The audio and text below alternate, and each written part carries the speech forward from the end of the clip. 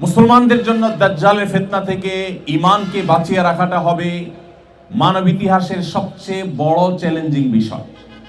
মানব ইতিহাসের সবচেয়ে বড় ফিতনার নাম হবে দাজ্জাল। প্রিয় নবী সাল্লাল্লাহু আলাইহি ওয়াসাল্লাম বলেছেন, পৃথিবীর ইতিহাসে এমন একজন নবী, একজন রাসূলও অতিবাহিত হন নাই যিনি তার উম্মতকে দাজ্জালের ব্যাপারে সতর্ক করে যান নাই। আমাদের প্রিয় নবী সাল্লাল্লাহু আলাইহি ওয়াসাল্লাম আল্লাহর কাছে নামাজের শেষ বৈঠকে কয়েকটা বিষয় থেকে পানা চাইতেন প্রতিনিয়ত। তার মধ্যে থেকে একটি হলো মিন ফিতনাতিদ দাজ্জাল, দাজ্জালের ফিতনা থেকে আল্লাহর কাছে তিনি পানা চাইতেন। অতএব সেই দাজ্জালের ফিতনা মুসলমানদের জন্য এক মহা আতঙ্কের নাম। দলে দলে হাজার লাখো কোটি মুসলমান ঈমান হারা হয়ে যাবে দাজ্জালীয় ফিতনার কারণে। আজকের পৃথিবীতে আমরা দাজ্জালের পদচারণা এবং তার আসার আগমনের আমরা যেন আওয়াজ শুনতে পাচ্ছি।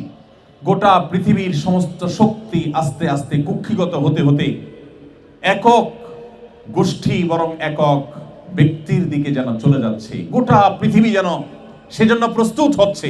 চতুর্দিকে তাকালে অনুভব করা যায়, বোঝা যায় যে দাজ্জাল পৃথিবীতে আগমনের সময় হয়তো বেশি দেরি নেই। সেটা হতে পারে 200 বছর, হতে পারে 2000 বছর, আল্লাহ তাআলা ভালো জানেন তার সঠিক দিনক্ষণ।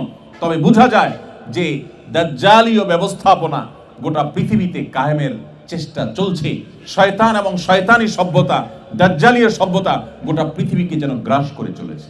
সম্মানিত উপস্থিতি, সেই দাজ্জাল পৃথিবীতে 3টি জায়গায় প্রবেশ করতে পারবে না। তার একটি হলো মসজিদে হারাম মক্কা, আরেকটা হলো মদিনায় হুদুদে হারাম, এই দোনো হুদুদে হারাম, এবং তৃতীয়টি হলো এই মসজিদে আকসা।